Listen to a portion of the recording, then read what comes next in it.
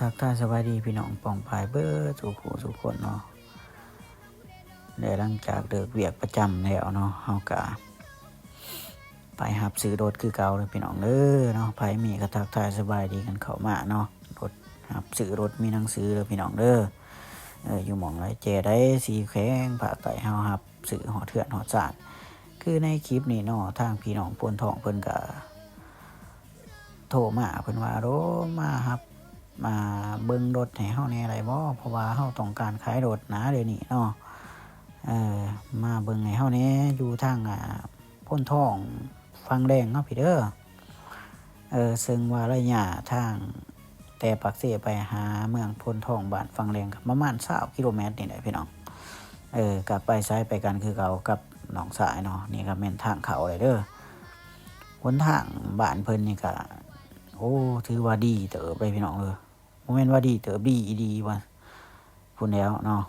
บ่มีคุ้มมีโพงหยังต่างๆเรียบไปเด้อว่าซั่นซะแบบทางอย่างเนาะแต่ว่าเป็นดินแดงในระหว่างการไปกันมาเนี่ยเฮาก็เบิ่งธรรมศาสตร์ไปนำเนาะช่วงระยะแดงๆ5 โมง4 โมง5 โมงเนาะเย็นสบายเนาะไปกับน้องสายไปซ้ายไปกัน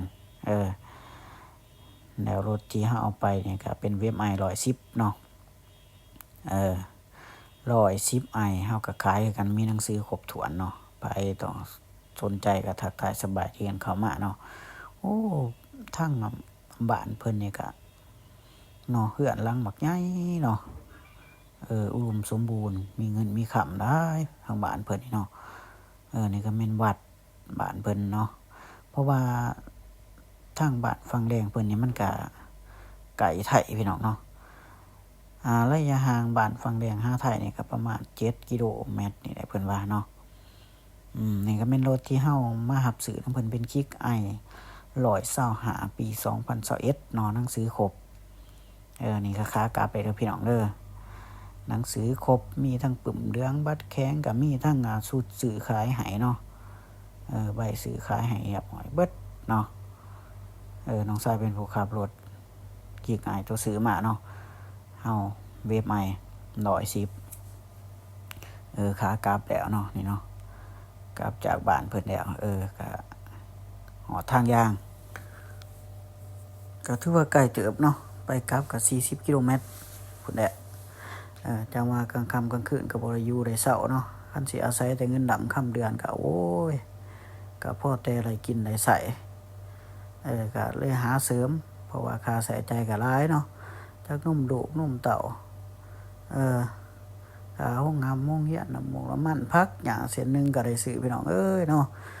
ก็แนวไรก็ฝากสนับสนุนช่วยซื้อรถน้ำซอยกันเด้อพี่น้องเนาะของดีราคาถูกมีบอนเดียวคือว่าเนี่ยจังไดก็มาเบิ่งมายังเอาเนาะตัวจริงเป็นรถ